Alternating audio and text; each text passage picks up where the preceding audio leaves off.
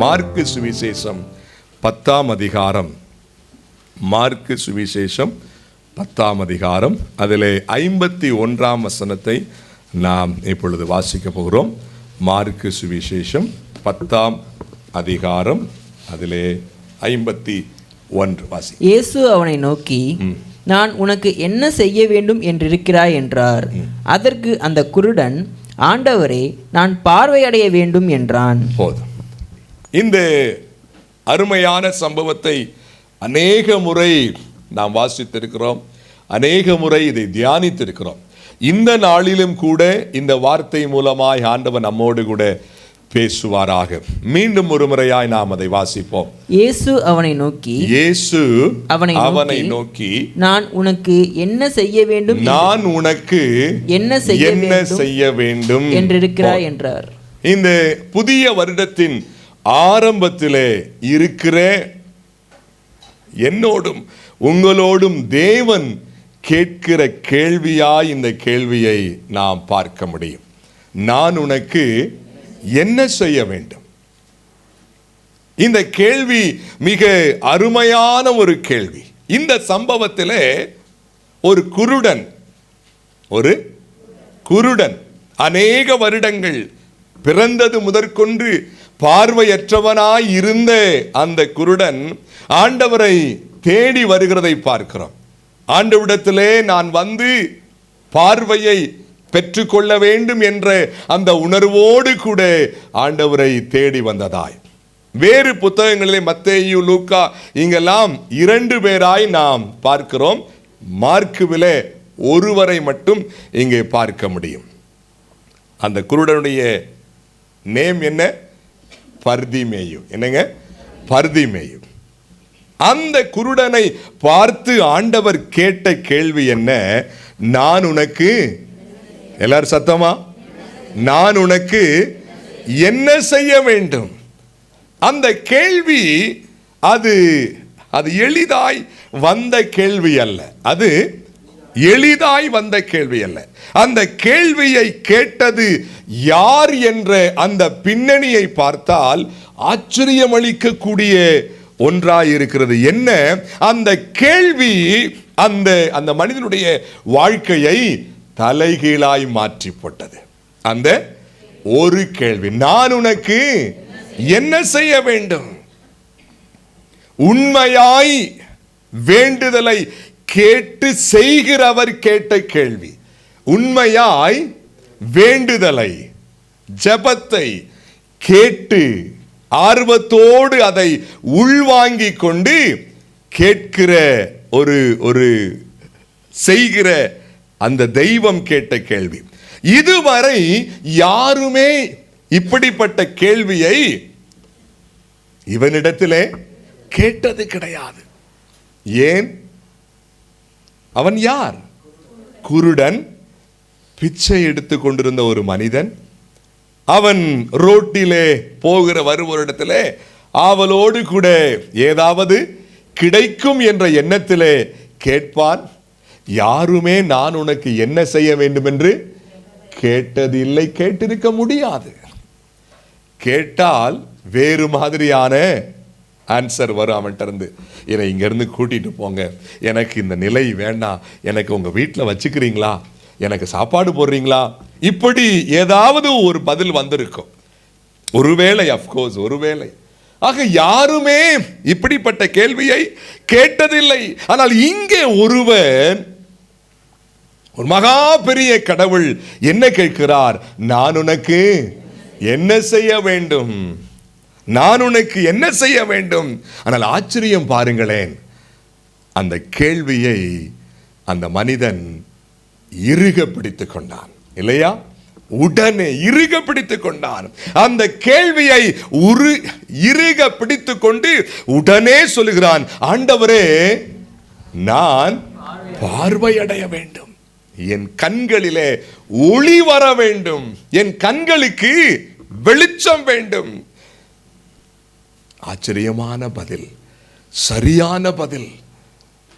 அவருடைய உள்ளத்தை அறிந்த ஆண்டவர் இயேசு அவனுக்கு என்ன செய்கிறார்? பார்வையை கொடுக்கிறதாய் பார்க்கிறோம். வாசியுங்கள் அந்த 52 வாசிங்க. 52. இயேசு அவனை நோக்கி நீ போகலாம், உன் விசுவாசம் உன்னை ரட்சித்தது என்றார். உடனே அவன் பார்வையடைந்ததாய் பார்க்கிறோம். கேட்டதான அந்த கேள்வியை இறுக பிடித்து கொண்டதால் ஆண்டவர் உடனே அவனுக்கு என்ன செய்கிறார்? பதிலளிக்கிறார். உடனே அவனுக்கு பார்வை. ஆண்டவர் அந்த இடத்துல கிரியை செய்ததும் ஒரு வெளிச்சம், ஒரு ஒளி அவருடைய கண்களுக்குள்ளே பிரவேசித்ததாய் பார்க்கிறோம். இந்த சரீரத்தை உண்டாக்கினவர் கர்த்தர் தானே, ஆமாவா இல்லையா? இந்த சரீரத்தை, ஆகவே அந்த மனிதன் கேட்டதுமே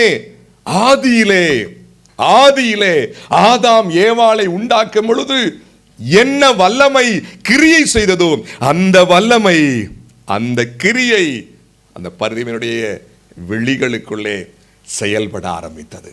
ஆண்டவரே, எனக்கு பார்வை வேண்டும், நான் பார்க்க வேண்டும். ஆண்டவரே, என் கண்கள் இருளாய் இருக்கிறது, என் கண்களிலே ஒளி இல்லை, என் கண்கள் பிறந்தது முதற்கொண்டு இருள் சூழ்ந்த வண்ணமாய் ஒன்றையுமே நான் பார்க்க முடியாதவனாய் இருக்கிறேன். என் குடும்பத்தை கூட என்னால் பார்க்க முடியவில்லை. என் சொந்த பந்தங்களை, என் பெற்றோரை, இந்த உலகத்தை, நீர் உண்டாக்கின இந்த அருமையான இந்த பூமியை என்னால் பார்க்க முடியவில்லை. ஏன் மாம்ச பிரகாரமாக உம்மையும் நான் காண முடியாமல் விழி இல்லாமல் இருக்கிறேன், எனக்கு பார்வை வேண்டும் என்று சொல்லி சொல்லாமல் சொல்லுகிறதை பார்க்கிறோம். ஆண்டவர் இந்த இடத்துல கிரியை செய்ததும் ஒரு புதிய பார்வை. ஆமென். ஒரு புதிய பார்வை. இதுவரை எந்த காரியத்தையும் பார்க்க முடியாது இருந்த அவன் இப்பொழுது தெளிவடைந்து விட்டான். இப்பொழுது எல்லாரும் சத்தமா, தெளிவடைந்து விட்டான், பார்வை அடைந்து விட்டான். உலகத்தில் எந்த இடத்திலும் இப்படிப்பட்ட அதிசயம் நடந்ததே கிடையாது. எந்த இடத்திலும் அவனுடைய வாழ்க்கையிலே ஆச்சரியமாய், என் அன்புக்குரியவர்களே, அந்த தெய்வம், அந்த இயேசு கிறிஸ்து இன்றைக்கும் அவர் ஜீவிக்கிறார். ஆமென். இன்றைக்கும் அவர் உயிரோடு இருக்கிறார், இன்றைக்கும் அவர் ஜீவனோடு இருக்கிறார். இந்த புதிய வருடத்தினுடைய ஆரம்ப நாட்களிலே இருக்கிற அன்பு விசுவாச மக்களே, அவரால் சரீர பார்வையையே கொடுக்க முடியும் என்றால் ஆவிக்குரிய பார்வையையும் அவர் தெளிவாய் மாற்ற முடியுமா இல்லையா? He can do. ஆமாவா இல்லையா? நிச்சயமாய். ஆவிக்குரிய ஆன்மீக பார்வை இல்லாதபடிக்கு இன்றைக்கு அநேகர் மங்கி போய், ஆவிக்குரிய சூழலிலே மங்கி இருக்கிறதுனாலே உலக வாழ்க்கையும் குடும்ப வாழ்க்கையும் அநேகருக்கு மங்கி போய் கிடக்கிறது. இந்த நாளிலே கர்த்தர் ஒரு புதிய பார்வையை கொடுக்க சித்தமுள்ளவராயிருக்கிறார். அவனை பார்த்து கேட்டதான அந்த கேள்வியை இன்றைக்கு அவர் நம்மை பார்த்து கேட்கிறார். நான் உனக்கு என்ன செய்ய வேண்டும்? What shall I do for you? நான் உனக்கு என்ன செய்ய வேண்டும்? என் அன்புக்குரியவர்களே, கிறிஸ்தவத்தின் பிரதான தேவை இந்த நாட்களிலே என்ன? ஆவிக்குரிய பார்வை. எதுங்க? தேவ பார்வை. தேவன் பார்க்கிற விதமாய் பார்க்கிற அந்த உணர்வு தான் இன்றைக்கு அதிகமாய் தேவை. இன்றைக்கு அநேக குடும்பங்களிலே கிறிஸ்தவ தேவ பிள்ளைகள் ஆவிக்குரிய குருடர்களாய், ஆவிக்குரிய ஒரு நிதானிப்பு இல்லாதபடிக்கு, வேத பார்வை இல்லாதபடிக்கு, தேவ பார்வை இல்லாதபடிக்கு உள்ளான அந்த கண்கள் கிட்டத்தட்ட மூடப்பட்டவர்களாய் அல்லது மங்கி போனவர்களாய் வாழ்ந்து கொண்டிருக்கிறார்கள். என் அன்புக்குரியவர்களே, உலக பிரகாரமான அல்லது சரீர பிரகாரமான அந்த பார்வை அந்த மனிதனுக்கு வாழ்க்கையின் அடிமட்டத்தில் இருந்தது போல அநேக கிறிஸ்தவ மக்களுக்கு உள்ளான பார்வை அடிமட்டத்திலே கிடக்கிறது. வெளிச்சம் இல்லாமல், வாழ்க்கையிலே கிறிஸ்துவை காண முடியாதவர்களாக, கிறிஸ்துவின் நோக்கத்தை புரிந்து கொள்ள முடியாதவர்களாக, ஆண்டவர் என்னை ஏன் உண்டாக்கினார், நான் யாராய் இருக்கிறேன், என் குடும்பம் ஏன் இந்த உலகத்திலே ஜீவனோடு வாழ்கிறது என்ற உணர்வு கொஞ்சம் கூட இல்லாதவர்களாக அநேகர் ஆவிக்குரிய ரீதியிலே மங்கி போனவர்களாக. என் அன்புக்குரியவர்களே, வேத வசனம் பொய்யானதல்ல. 3 யோவானிலே இப்படியாய் வாசிக்கிறோம். எடுத்து வாசிகள். 3 யோவான் 2ஆம் வசனம். பிரியமானவனே, பிரியமானவனே, உன் ஆத்துமா வாழ்கிறது போல நீ எல்லாவற்றிலும் வாழ்ந்து சுகமாயிருக்கும்படி வேண்டுகிறேன். யோவான் அந்த காயு என்ற அந்த மனிதனுக்கு தீர்க்க தரிசனமாக ஆவியானவர் மூலமாய் கூறுகிற ஒரு அருமையான வாழ்த்து என்ன? பிரியமானவனே, சொல்லுங்க வாய்த்திறந்து, பிரியமானவனே, நீ எல்லாவற்றையும் வாழ்ந்து சுகமாயிரு என்று சொல்லாமல் உன் ஆத்துமா வாழ்கிறது போல, உன்னுடைய ஆவிக்குரிய வாழ்க்கை வாழ்கிறது போல. அப்போ ஒரு கிறிஸ்தவனுக்கு உலகத்தின், அதாவது அந்த சுகம், பலன், உலகத்தின் அந்த மேன்மையெல்லாம் ஆவிக்குரிய வாழ்க்கையை பொறுத்துத்தான். உன் ஆத்துமா வாழ்கிறது போல, உன் ஆவிக்குரிய வாழ்க்கை இருக்கிறது போல நீ எல்லாவற்றிலும். அநேக தேவ பிள்ளைகளுக்கு உள்ளான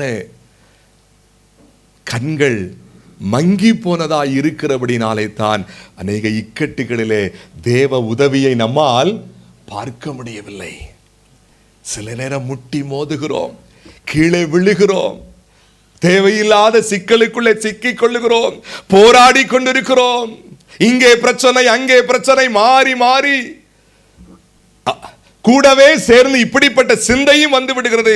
ஆண்டவர் எனக்கு உதவி செய்வது போல் இல்லையே, ஆண்டவரை காணவே முடியவில்லையே, எங்கு போனார்? நானும் கிறிஸ்தவன் தானே, விசுவாசி தானே, என் குடும்பம் கிறிஸ்தவ குடும்பம் தானே, எத்தனை ஆண்டுகள் ஆகிவிட்டது, அவர் ஜெபத்தை கேட்கிறவர் என்று நான் வாசிக்கிறேனே. ஆனால் ஆண்டவரை இப்படிப்பட்ட ஒரு முறுமுறுப்பான சிந்தை உண்டாவதற்கு காரணமே ஆவிக்குரிய பார்வை குறைவுபட்டதினாலே. காலமெல்லாம் நாம் யார் என்ற உணர்வு அதை சிந்திப்பதில்லை. நான் எதற்காய் மீட்கப்பட்டேன் என்பதை உணர்வதில்லை. நான் ஆண்டவருக்காக ஜீவிக்க வேண்டுமே என்ற அந்த உணர்வு கொஞ்சம் கூட மேலோங்க விடுவதே கிடையாது. உலகம் உலகம் உலகம், வேலை வேலை, பிசி பிசி. உப்புக்கு ஊறுகா போல ஆவிக்குரிய வாழ்க்கையை கொஞ்சம் தொட்டுக்கிறது. எப்படி? ஊறுகா போல கொஞ்சோண்டு லைட்டா, ஐயோ ஆராதனைக்கு, ஐயோ வேத பாடத்துக்கு, ஐயோ காலையில ஜெபிக்கணும், ஐயோ மீதி ஃபுல்லா உலகத்துக்கு. ஆண்டவர் ஏமாளி கிடையாது. ஆண்டவர் யாரு கிடையாது? சொல்லுங்க. ஏமாளி இல்ல. நேரத்தை முழுவதும் நீ உலகத்திற்காக நீ செலவு பண்ண, உன் பலத்தை, உன்னுடைய ஆசீர்வாதங்களை எல்லாவற்றையும் உலகத்துக்காக நீ செலவு பண்ண, ஆனால் நான் மட்டும் உனக்கு ஓடி வர வேண்டுமோ என்று அவர் கேட்க மாட்டாரா? என் அன்புக்குரியவர்களே, உள்ளான கண்கள் திறக்கப்பட வேண்டும். அந்த பர்திமேயுக்கு எத்தனை ஆண்டுகள் அப்படிப்பட்ட ஆர்வம் இருந்ததோ, எனக்கு இப்படி ஆயிடுச்சு, எல்லாரும் நல்லா ஃப்ரீயா இருக்கிறாங்க, நான் யாரையும் பார்க்க முடியல, ஒரு ஃப்ரீயா என்னால் மூவ் பண்ண முடியல. அப்பொழுது இயேசு என்ற ஒருவர் என்ன செய்றாரு? அங்கே இருக்கிறார். அங்கும் இங்குமாய் அநேக கிராமங்களுக்கு போறாரு. அவர் என்ன செய்கிறாராம்? பார்வை கொடுக்கிறாராம். செத்து போனவங்களை உயிரோடு எழுப்புறாராம். அப்ப இவர்கிட்ட நம்ம என்ன செய்யலாம்? கேட்கலாமே. அப்போ ஒரு புதிய பார்வை நமக்கு கிடைக்க முடியுமே என்ற ஒரு ஏக்கம் இருந்திருக்கும் இருந்திருக்கும் போல ஆண்டவர் இயேசு அந்த வழியே போகிறார் என்பதை அறிந்தவுடனே, நான் உனக்கு என்ன செய்ய வேண்டும் என்ற அந்த கேட்ட கேள்விக்கு உடனே சொல்றான், ஐ நீட் சைட். எனக்கு என்ன வேணும்? பார்வை. என் அன்புக்குரியவர்களை, அவன் கேட்பது போல நாமும் கூட, ஆண்டவரே எனக்கு உள்ளான பார்வையை தெளிவுபடுத்து. எனக்கு தாங்க. உள்ளான பார்வை கிட்டத்தட்ட மூடிதான் கிடக்கு. மாம்ச உணர்விலே தான் எல்லாவற்றையும் பார்க்கிறேன். ஆனால் நான் ஆவிக்குரியவன், மீட்கப்பட்டவன், கிறிஸ்தவன், கிறிஸ்துவை போல ஜீவிக்கிறவன் என்ற ஒரு பெயர் உண்டு. ஆனால் நான் விஷயங்களை பார்ப்பது மாம்ச உணர்வோடு. தெய்வமே எனக்கு ஆவிக்குரிய பார்வை கொடுங்க என்று கேட்க வேண்டும். இந்த வருடத்தின் 2வது ஆராதனையிலே, 2வது வாரத்திலே, ஆரம்ப கட்டம், இந்த வருடத்தினுடைய ஆரம்ப கட்டத்தில் நிற்கிறோம். அந்த பதிலை, அந்த வேண்டுதலை கர்த்தர் காது கொடுத்து கேட்க ஆவலாயிருக்கிறார். ஆமென். இயேசுவே எனக்கு உள்ளான பார்வையை தெளிவுபடுத்துங்க, எனக்கு பிரகாசமுள்ள மனக்கண்களை கொடுங்க. அந்த பர்திமேயு மாம்ச பார்வையை கேட்டான், இந்த சரீர பார்வையை கேட்டான். எனக்கு கிருபையா நீங்க என்ன பண்ணிருக்கிறீங்க? சரீர பார்வையை கொடுத்திருக்கிறீங்க. எனக்கு ஆவிக்குரிய பார்வை குறைவா இருக்கு ஆண்டவரே, எனக்கு ஆவிக்குரிய பார்வை குறைவாயிருக்கிறது, எனக்கு தாரும் என்று சொல்லி கேட்க போகிறோம். ஆண்டவர் அவர் பட்சபாதம் இல்லாதவர். அவர் சத்தம் போதாது, பட்சபாதம் இல்லாதவர். அவர் யாவருக்கும் கிருபை செய்கிற கர்த்தர். அந்த அருமையான மனிதன் பர்திமேயு இந்த உலகத்தில் இதுவரை இப்படிப்பட்ட ஒரு அதிசயம் உண்டானது கிடையாது. அவன் வாழ்க்கையிலே அன்றைக்கு ஆச்சரியமாய் அவன் பெற்றுக்கொண்டான். ஆச்சரியமாய் இப்படிப்பட்ட ஒரு விலையேறப்பட்ட அற்புதம், ஒரு நல்ல பார்வை, ஒரு நல்ல விழிகள், கண்கள் அவனுக்கு கிடைப்பதற்கு அவன் எப்படி நடந்து கொண்டான், சில விஷயங்களை மட்டும் வேகமாய் பார்த்து முடிக்க போகிறோம். சுருக்கமாய் முதலாவதாக அந்த பாருங்கள், 10:47 வாசிங்க. மார்க்கு சுவிசேஷம் 10:47. அவன் நசரேயனாகிய இயேசு வருகிறார் என்று கேள்விப்பட்டு இயேசுவே தாவீதின் குமாரனே எனக்கு இரங்கும் என்று கூப்பிடத் தொடங்கினான். இந்த வசனத்தை தியானிக்கும் பொழுது ஆச்சரியமாயிருந்தது. என்ன? கேள்விப்பட்டு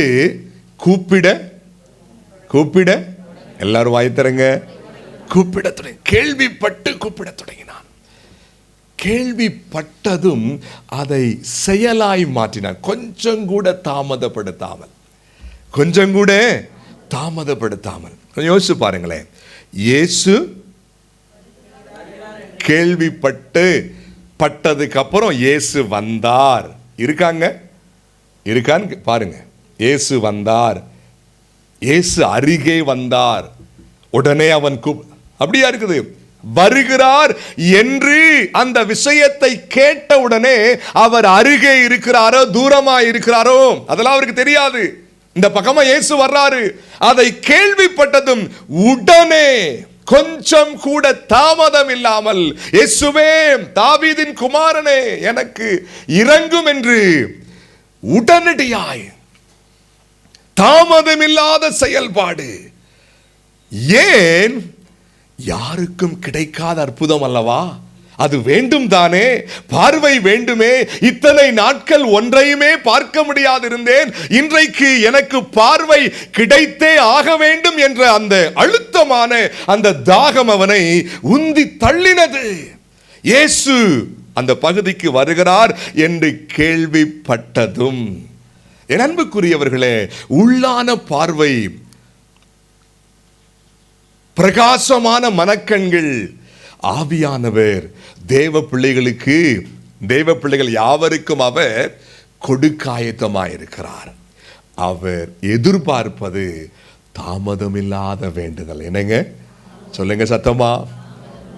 உடனே செயலாய் மாற்றுவது, தாமதம் இல்லாமல் காலத்தை பிரயோஜனமாக்கி கொள்ளுகிற வேண்டுதல். செய்தி நல்லா இருந்துச்சுங்க. என்னங்க செய்தி சொல்லுங்க? செய்தி.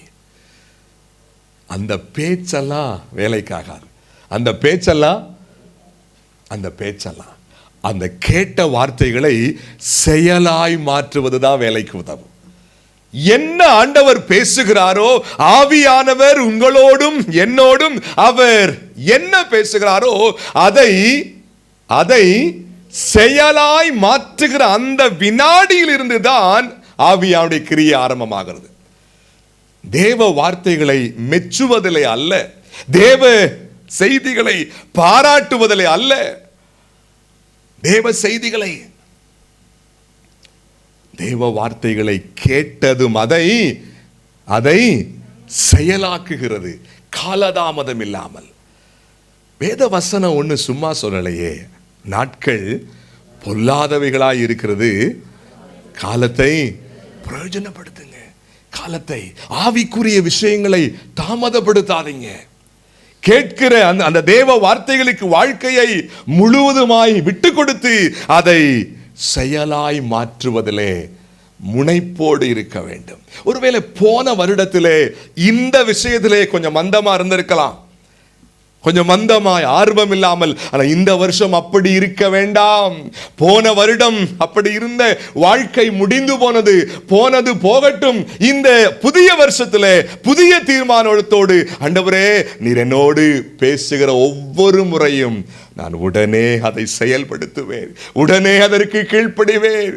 அதிலே தானே என் வாழ்க்கைக்கு தேவையான தெளிவு இருக்கிறது. என் அன்புக்குரியவர்களே, வேத வசனங்கள் கிடைக்க முடியாத பஞ்ச காலத்தில் இருக்கிறோம்.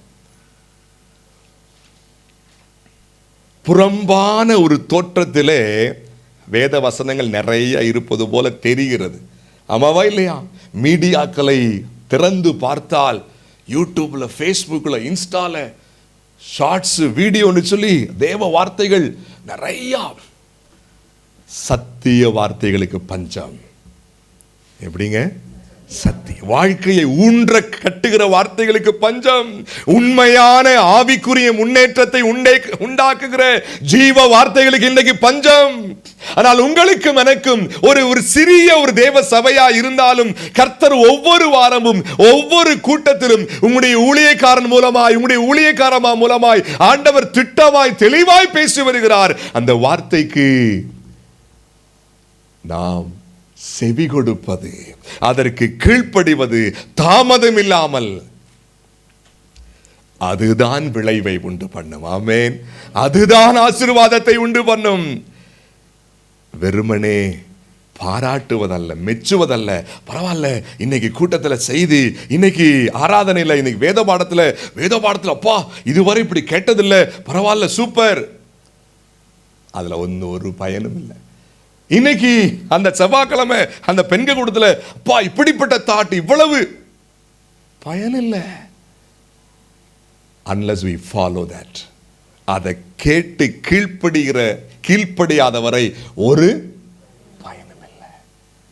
இவன் கேள்விப்பட்டு கூப்பிட தொடங்கினார். இயேசு கிட்டக்க இருக்காரா, தூரமா இருக்காரா, அதெல்லாம் என்ன செய்யாது, அவனுக்கு தெரியாது. ஏன் பார்க்க முடியாது. அந்த பக்கமா என்ன செய்யறாரு, வர்றாரு, அவ்வளவுதான். அந்த காதிலே அந்த செய்தி விழுந்த உடனே இருதயத்திலே தூண்டுதல், கூப்பிடு கூப்பிடு கூப்பிடு சத்தமாய், தாவீதின் குமாரனே, mercy on me Lord, எனக்கு இறங்கும். என் அன்புக்குரியவர்களே, காலதாமதப்படுத்தாதீர்கள். அவர் பேசுகிற ஒவ்வொரு முறையும் முழுவதுமாய் நம்மை ஒப்புக் கொடுப்போம். ஆண்டவர் உங்களுக்காய் எனக்காய் அவர் கிரியை செய்ய ஆயத்தமாய் இருக்கிறார். அவர் பட்சபாதம் இல்லாத கடவுள். அவர் யாருங்க? பட்சபாதம் பார்க்கிறவர் அல்ல.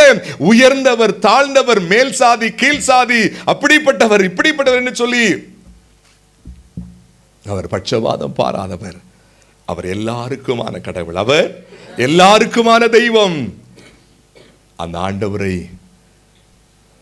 ஆண்டவரை கிரியை செய்ய வையுங்க. அந்த ஆண்டவரை உங்களுடைய வாழ்க்கைக்குள்ளே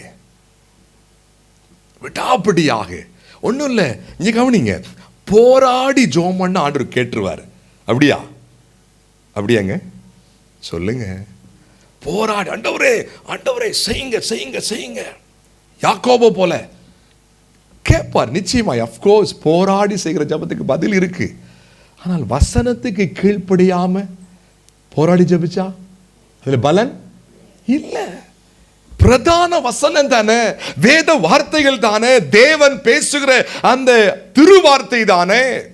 எத்தனை முறை அழுது ஜெபித்திருப்போம், எத்தனை முறை கண்ணீரோடு ஜெபித்திருப்போம், எத்தனை முறை சோர்ந்து போய் இடைவிடாது ஒருவேளை பதிலை பார்க்க முடியவில்லையே என்ற ஒரு வருத்தம் இருக்கலாம்.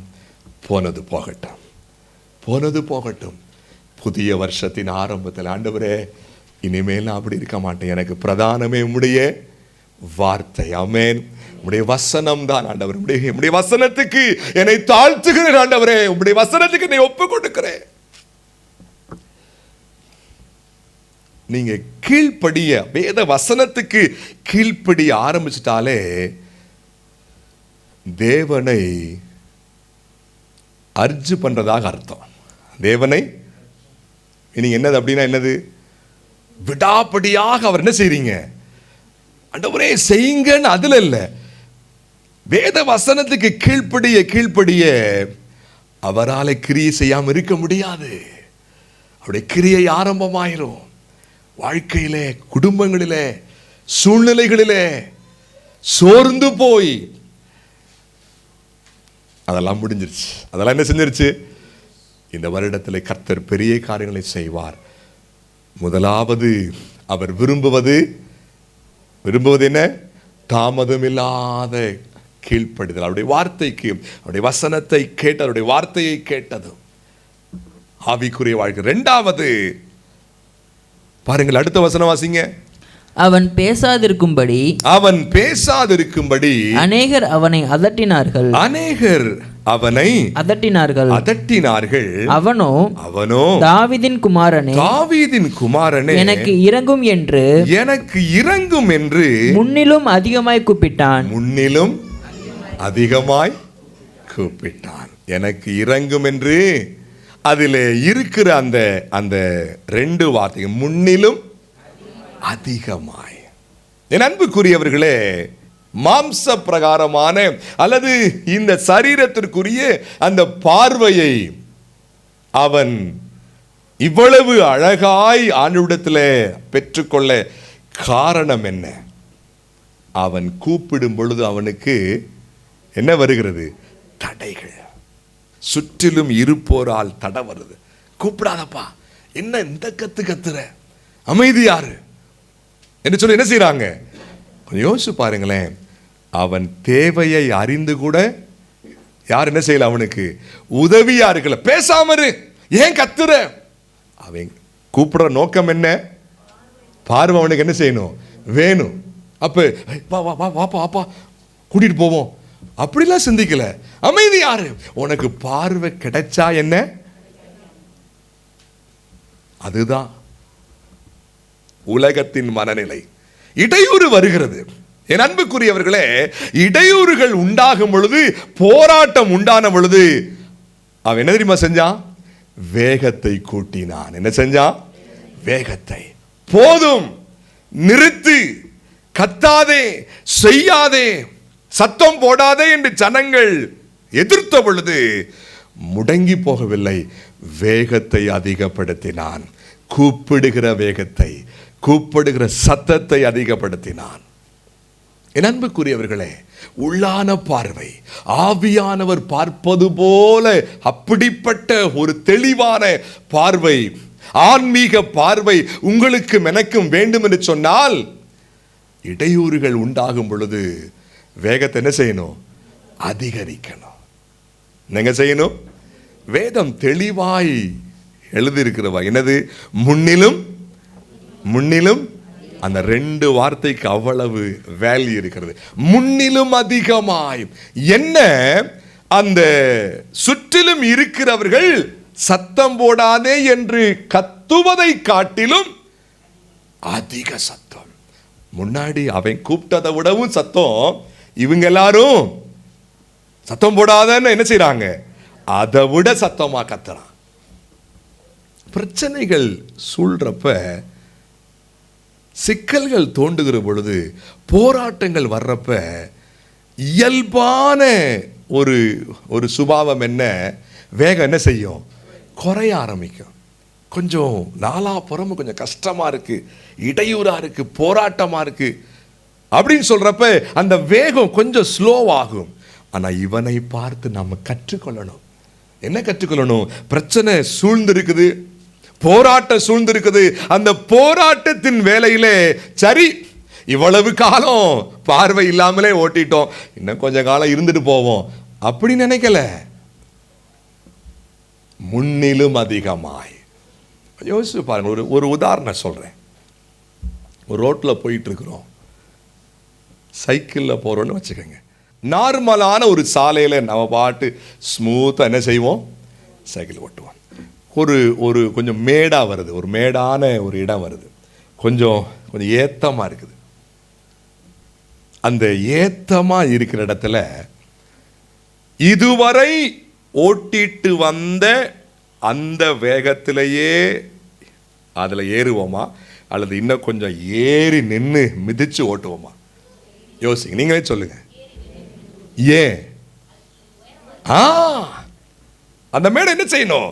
தாண்டணும். நார்மலான சூழலில் இருந்த ஒரு வேகம் அல்லது அந்த அழுத்தத்தை விட அந்த மேடு வந்தவொடனே என்ன செய்யறோம்? ஓங்கி அழுத்துறோம், வேகமா அழுத்துறோம். கொஞ்சம் ஓங்கி அழுத்தம் கொடுத்து அழுத்த அதுல என்ன செய்யறோம்? மேட்டில் ஏறி அந்த மேட்டை தாண்டி அந்த பக்கமா போறோம். வாழ்க்கை சூழ்நிலைகளை மட்டும் மேடுகளை தாண்ட முடியாம ஸ்லோவாயிடுறோமே. ஆண்டவர் இன்றைக்கு நம்மோடு பேசுறாரு. மகனே, முன்னிலும் அதிகமாய் அதிக அழுத்தம் தேவை. உன்னுடைய ஆவிக்குரிய வாழ்க்கையிலே அதிக அழுத்தம், அதிக வேகம் தேவை என்று சொல்லுகிறார். ஊழியத்திலே வேகம், ஜபத்திலே வேகம், வேத வாசிப்பிலே, வேத தியானத்திலே, சாட்சியாய் ஜீவிப்பதிலே, ஆண்டவருக்கென்று தேவ பங்கை கொடுப்பதிலே அழுத்தமாய். ஒருவேளை போன வருடத்திலே பிரச்சனைகள் உண்டான பொழுது ஸ்லோ ஆயிருப்போம், கொஞ்சம் சோர்ந்து போயிருப்போம், கொஞ்சம் அந்த ஆவிக்குரிய வேகம் கொஞ்சம் மந்தமாயிருக்கும். இந்த வருஷத்துல அப்படி வேண்டாம். என்ன? கஷ்டம் வர்றப்பதான் நான் அதிக அழுத்தத்தை கொடுப்பேன், அதிக வேகத்தை கூட்டுவேன் என்று சொல்லி தீர்மானம் பண்ணுங்க. வாழ்க்கை தெளிவாய் மாற ஆரம்பிச்சிடும். ஆமென்.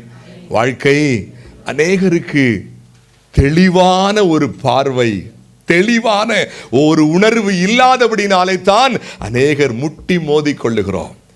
தேவையில்லாததை பேசி, தேவையில்லாததை பார்த்து, தேவையில்லாத பிரச்சனைக்குள்ளே சிக்கி, இப்படி நாம் இருக்க வேண்டும் என்பது தேவ சித்தம் அல்ல. விடுதலையோடு முன்னேறி செல்வதுதான் தேவ சித்தம். ஆமென். விடுதலையோடு கூட அதற்கு 2வது என்ன தேவை? வேகம், அதிக அழுத்தம். சோர்வுகளிலே சோர்ந்து போய் முடங்கி விடாதபடி இன்னும் கொஞ்சம் வேகத்தை கூட்ட வேண்டிய அவசியம் இருக்குங்க. எவ்வளவு ஆச்சரியமா இருக்கு பாருங்க. எல்லாரும் சொல்றாங்க, போதும் நிப்பாட்டுப்பா, கத்தாதப்பா. பயப்படவே இல்லை. என்னை அடிச்சுக்க கூட செய்யுங்க, நான் என்ன செய்வேன்? முன்னில் அதிகமாய் கத்துவேன். முன்னில் அதிகமாய் கூப்பிடுறான். என் அன்புக்குரியவர்களே, உங்களுடைய ஆவிக்குரிய வாழ்க்கைக்கு விரோதமாய் பிசாசு ஒவ்வொரு நாளும் போராடி கொண்டே இருப்பான். ஏன்? உங்களுடைய குடும்பத்தார் மூலமாய், உங்களுடைய பிள்ளைகள் மூலமாய், உங்களுடைய பெற்றோர் மூலமாய் பிசாசு போராடுவான். என்ன எப்ப பார்த்தாலும் ஜெபிச்சுட்டே இருக்க, என்ன எப்ப பார்த்தாலும் ஊழியம், என்ன எப்ப பார்த்தாலும் வேதம், எப்ப பார்த்தாலும் ஒரு பக்தி உணர்வோடு இருக்கையேன்னு சொல்லி பிசாசு தூண்டி விடுவான். தூண்டி விடுறப்ப இன்னொரு சிந்தையும் தூண்டுவான். ஆமா ஆமா, அவங்க சொல்றது கொஞ்சம் நியாயமா தானே இருக்கு. ஆவிக்குரிய பார்வை தெளிவு அடைந்து கொண்டிருந்தால் புரிஞ்சுக்குவான். ஆஹா, இது இது சாத்தான் என்ன செய்யறான். ஏன்னா ஆண்டவர் இயேசு கிறிஸ்து நான் சிலுவைக்கு போறேன், நான் சிலுவைக்கு போறேன்னு சொன்ன உடனே பேதுரு அவ்வளவு அக்கறையா வர்றாப்புல. நோ, நீங்க என்ன செய்யக்கூடாது, சிலுவைக்கு போகக்கூடாது. ஐயோ நாங்கள் விட மாட்டோம். கொஞ்சம் யோசிங்க. மாம்ச பிரகாரமாக அது என்ன வார்த்தை? அக்கறையா, ஆறுதல். பரவாயில்ல, என் கூட இருக்கிறவங்க கொஞ்சம் சேஃபா, கொஞ்சம் வேலியா இருக்கிறாங்க. அந்த ஆண்டு என்ன சொன்னாரு? என்னங்க சொன்னாரு? அப்பாலே போ பேதுரு, அப்படியே சொன்னாரு. அப்பாலே போ சாத்தானே. ஏன்? ஆவிக்குரிய விஷயத்துக்கு இடையூறாய் இருக்கிறவர்கள், ஆவிக்குரிய விஷயத்துக்கு இடையூறை உண்டு பண்ணுகிறவர்கள் சாத்தானுடைய கூட்டாளிகள்.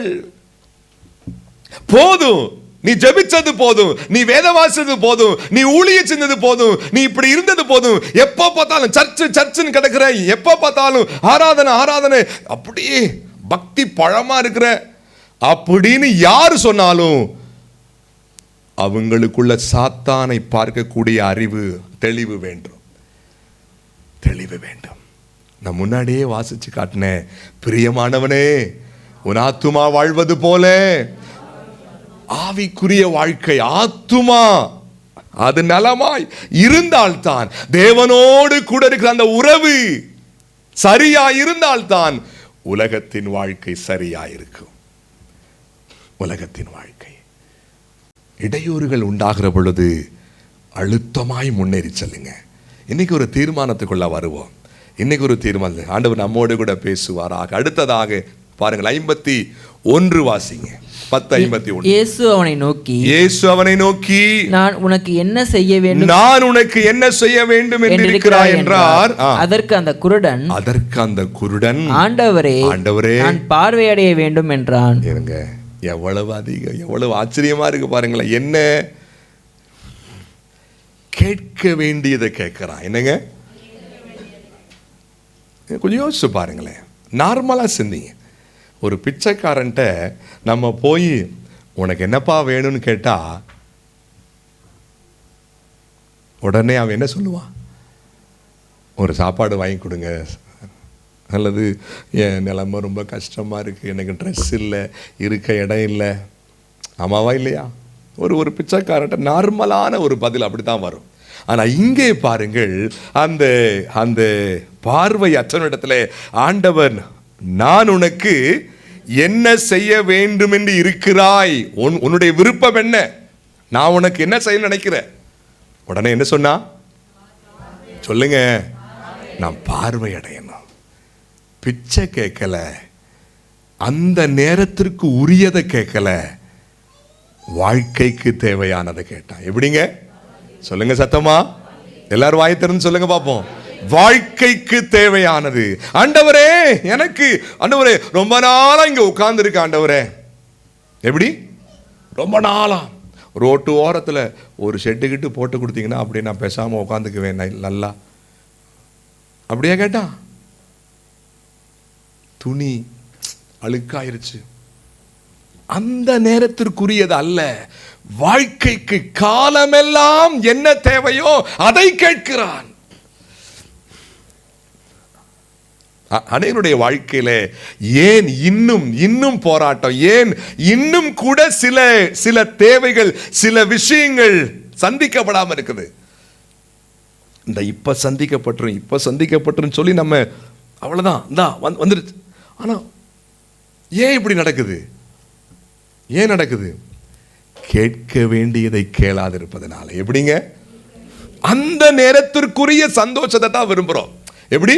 அந்த நேரத்திற்குரிய தேவை அன்றைக்கு. ஆனால் பாருங்கள், சாலமோனிடத்தில் ஆண்டவர் என்ன கேட்டார்? உன் வேண்டுதல் என்ன? என்னங்க கேட்டாரு? உன் விருப்பம் என்ன? சாலம் என்ன சொன்னாப்ல? ஆண்டவரே, எங்கள் அப்பாட்ட கொஞ்சம் தான் ஐஸ்வர்யம் இருந்துச்சு, எனக்கு கொஞ்சம் அதிகமாக கொடுத்தீங்கன்னா வாழ்க்கை ஃபுல்லாக நான் ஓட்டிக்குவேன். அப்படியே கேட்டான். நான் சிறு வயசா இருக்கிறேன், எனக்கு முன்னாடி பெரிய ஜனம், எனக்கு என்ன வேணும்? ஞானம். கேட்க வேண்டியதை கேட்டான். கேட்க வேண்டியதை கேட்டபடினாலே கேளாததையும் அவன் என்ன செஞ்சாரு? கொடுத்தார். எஸ்தர் இடத்துல ராஜா கேட்டாரு. யாரு? அகாஸ்வேரு. உன் வேண்டுதல் என்ன? உனக்கு என்ன தேவை? ராஜ்யத்தில் பாதி கேட்டாலும். ஆஹா, இதாண்டா வாய்ப்பு, எனக்கு என்ன செஞ்சிருங்க? பாதிய கேட்டாளா? என் ஜனம் எனக்கு வேண்டும், என் ஜனத்தினுடைய பிராணன், என் ஜனம் அழிந்து கொண்டிருக்கிறது. என் அன்பு விசுவாசியே, ஏன் இன்று வரை ஆண்டுடைய பெரிதான கிரியையுடைய வாழ்க்கையிலே இல்லாதது போல் இருக்கிறது? காரணம் என்ன? வாழ்க்கைக்கு தேவையானதை கேட்காமல் காலத்தை ஓட்டி கொண்டிருக்கிறோம். வாழ்க்கைக்கு என்ன தேவையோ அதை கேளாதபடி, அல்லது தேவன் விரும்புகிறதை கேளாதபடி. ஒரு சிறிய பாடம். நான் உனக்கு என்ன செய்ய வேண்டும் என்று இருக்கிறாய்? நான் பார்வையடைய வேண்டும். எனக்கு பார்வை வேண்டாம் ஆண்டவரே. ஆண்டு சொல்றாரு, நீ போகலாம், நீ போகலாம், நீ பார்வை அடைஞ்சிட்ட, உன் விசுவாசம் உன்னை ரட்சித்தது. என் அன்புக்குரியவர்களே, ஒருவேளை போன வருடம் 365 நாள் கேட்க வேண்டியதை கேளாது நம்ம இருந்திருக்கலாம், நாட்களை வீணடிச்சிருக்கலாம். போனது போகட்டும், இனி அது என்ன செய்யாது, திரும்பி வரப்போறதில்லை. இனியுள்ள நாட்கள், ஏன் இன்றையிலிருந்து இன்றைக்கு ஆண்டவருக்கு ஒப்பு கொடுத்து, ஆண்டவரே கேட்க வேண்டியதை கேட்பதற்குரிய ஞானம் கொடுங்க, உமக்குரியதை கேட்க எனக்கு ஞானம் கொடுங்க. எப்படி? நீர் என்ன விரும்பு என்பதை அறிந்து கேட்க எனக்கு கிருபை கொடுங்க. கூடவே ஒரு ஆலோசனை சொல்றேன், ஆவிக்குரியதை கேளுங்க. என்ன கேளுங்க? ஆவிக்குரியதை, ஆவிக்குரிய விஷயங்களை அதிகமா கேளுங்க. மீதி எல்லாம் தன்னால வரும். இறுதியாக வாசிங்க, 52 வாசிங்க. இயேசு அவனை நோக்கி, நீ போகலாம், உன் விசுவாசம் உன்னை ரட்சித்தது என்றார். உன் விசுவாசம் உன்னை ரட்சித்தது என்றார். உடனே அவன் பார்வை அடைந்து வழியிலே இயேசுவுக்கு பின் சென்றான். உடனே அவன் பார்வை அடைந்து வழியிலே இயேசுவுக்கு பின் சென்றான். என்னங்க மனுஷன், என்ன மனுஷன்! ஆச்சரியமா இருக்கிறது. என்ன பார்வை வேண்டும் என்று சொல்லி சத்தமாய் கூப்பிட்ட அவனுக்கு பார்வை கிடைச்சிச்சா இல்லையா? சத்தமா கிடைச்சிருச்சு. கிடைச்ச உடனே அப்படியே பார்த்து ஆச்சரியப்பட்டிருப்பான். ஓ, இதுதான் வானமா, இதுதான் பூமியா, இதுதான் மரமா, இதுதான் மனிதர்கள், இவங்க தான் மனிதர்களா, இப்படி ஆஹா எவ்வளவு அழகா இருக்கு அப்படின்னு சந்தோஷப்பட்டிருப்பான். ஆமாவா இல்லையா? ஆனா அவனுடைய சிந்தையை பாருங்க. உடனே வழியிலே இயேசுவுக்கு பின் சென்றான். இதெல்லாம் கர்த்தர் முன் அறிஞ்சிருக்காரு. ஆமாவா இல்லையா? கிடைத்ததை பெற்ற உடனே, அப்பாடா ஆண்டவரை தேடி வந்தேன், எனக்கு கிடைச்சிருச்சு, ரைட் ஆண்டவரே தேங்க்யூ பாய் அப்படின்னு சொல்லிட்டு திரும்ப திரும்ப பிச்சை எடுக்க வேணாம், வீட்டுக்கு போயிடுவோம். வீட்டுக்கு போய் I want to follow you, எனக்கு நீர் தான் ஏச்சப்பா, எனக்கு வாழ்க்கையில ஒளி வீச வச்சிங்களே, என் பார்வைக்கு ஒளி கொடுத்தீங்களே, உம்மை பின்பற்றாமல் நான் எங்க போறது? பார்வை கிடைச்சிருச்சு, ஆனா என் வாழ்க்கைக்கு நீங்க வேணும். ஆமென், ஹல்லேலூயா. என் வாழ்க்கைக்கு நீர் வேண்டும் ஆண்டவர் என்று சொல்லி இயேசுவின் பின்னே செல்ல ஆரம்பித்தான். அநேகருடைய வாழ்க்கையில ஏன் இன்னும் தாழ்ச்சி, ஏன் இன்னும் பற்றாக்குறை, ஏன் இன்னும் அடிக்கடி வீழ்ச்சி? காரணம் என்ன?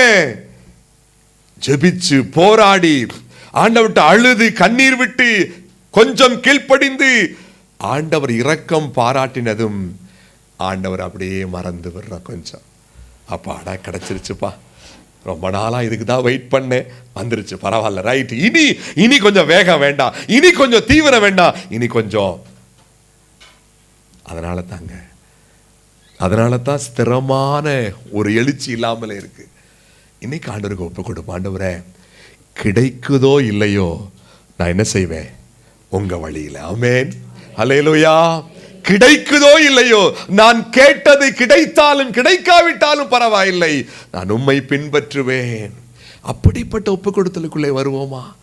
புதிய வருடத்தின் ஆரம்பத்தில் அப்படிப்பட்ட ஒரு அர்ப்பணிப்பு நமக்கு வேண்டும் என கண்பானவர்களே. அப்படிப்பட்ட அர்ப்பணிப்பு. அந்த இயேசுவுக்கு பின் சென்றான் என்ற அந்த வார்த்தைக்குள்ளே அருமையான ஆவிக்குரிய அர்த்தங்கள் அடங்கி இருக்கிறது. அவன் இயேசுவை முக்கியப்படுத்தினான். என்ன செய்யறான்? ஆவிக்குரிய வாழ்க்கையை முக்கியப்படுத்துகிற ஒரு உணர்வு. ஆண்டவன் நம்மோடு கூட பேசுவாராக. புதிய வருஷம், புதிய வருஷம். ஆண்டவர் விரும்புவது புதிய அர்ப்பணிப்பை. ஆண்டவர் விரும்புவது புதிய அர்ப்பணிப்பை. நம்ம எல்லாரும் அப்படியே முழங்கால் படிடுவோம். நம்ம எல்லாரும் ஆண்டவர் விரும்புகிற அர்ப்பணிப்புக்குள்ளே வருவோம். ஆண்டவர் விரும்புகிற ஒரு அர்ப்பணிப்புக்குள்ளே வருவோம்.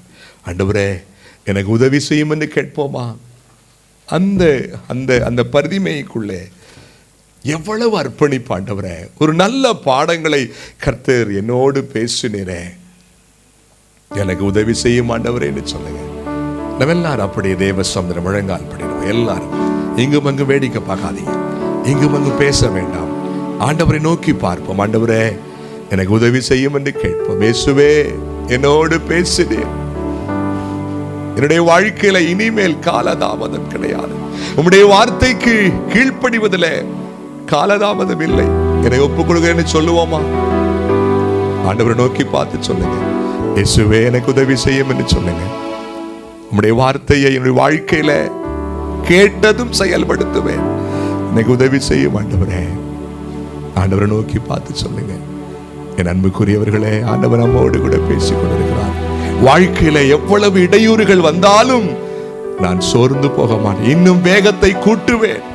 இன்னும் ஆர்வமாய் தாகமாய் ஆண்டவரை தேடுவேன். ஆண்டவருக்கு ஒப்பு கொடுப்போம். எனக்கு உதவி செய்யும் ஆண்டவரே என்று ஆண்டவரிடத்தில் சொல்லுங்க. கேட்க வேண்டியதை கேட்பராச்சா. ஆவிக்குரிய காரியங்கள் முதன்மையாய் வைப்பேன். வேண்டாத காரியங்களை நான் முக்கியப்படுத்த மாட்டேன். உமக்கு பிரியமானதை கேட்பேன் என்ற தீர்மானம் எடுப்போமா? ஆண்டவரே என்னுடைய வாழ்க்கையில உலக பிரகாரமான ஆசைகள் வந்தாலும் வராவிட்டாலும் உம்மை நான் பின்பற்றுவேன். நீர் ஜெபத்தை கேட்கிறவர் தான். நீர் என் வாழ்க்கையிலே பல கிரியைகள் செய்து வருகிறீர். உம்மாலே நான் பெற்றதும் உம்மை விட்டு ஒருபோது விலக மாட்டேன். உம்மை பின்பற்றுவேன் ஆண்டவரே சொல்லுங்க. ஆண்டவர்கிட்ட பேசுங்க. எனக்கு உதவி செய்யுங்க, உங்களையே பின்பற்ற எனக்கு உதவி செய்யும் என்று கேளுங்க. ஒரு நாளும் திரும்பி பார்க்க மாட்டேன்னு சொல்லுங்க. ஹல்லேலூயா. சிலுவையின் முன்னா உலகமின் பின்னா,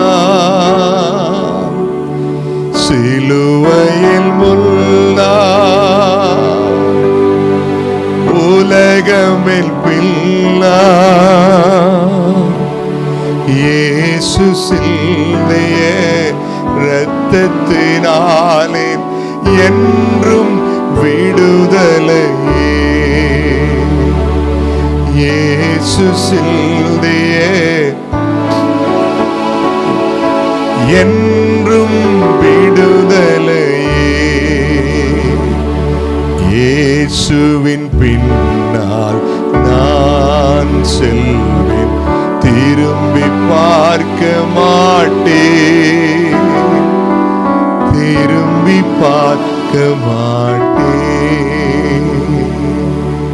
ஆண்டவரை பார்த்து, ஆண்டவரே நான் திரும்பி பார்க்க மாட்டேன், ஆண்டவரே ஒரு நாளும் பின்னிட்டு பார்க்க மாட்டேன். இன்னும் வேகத்தை கூட்டுவேன், இன்னும் ஆர்வத்தை பெருக்குவேன், இன்னும் தாகத்தை பெருக்குவேன், இன்னும் வாஞ்சையை பெருக்குவேன். எனக்கு உதவி செய்யும் என்று கேளுங்க. தெய்வம் உடைய வாழ்க்கையினுடைய வாழ்க்கையில ஒரு விசேஷ தெளிவை கொடுக்க போகிறார். ஒரு விசேஷ தெளிவான பார்வையை ஆண்டவர் நம்மோடு கூட பேசி இருக்கிறார்.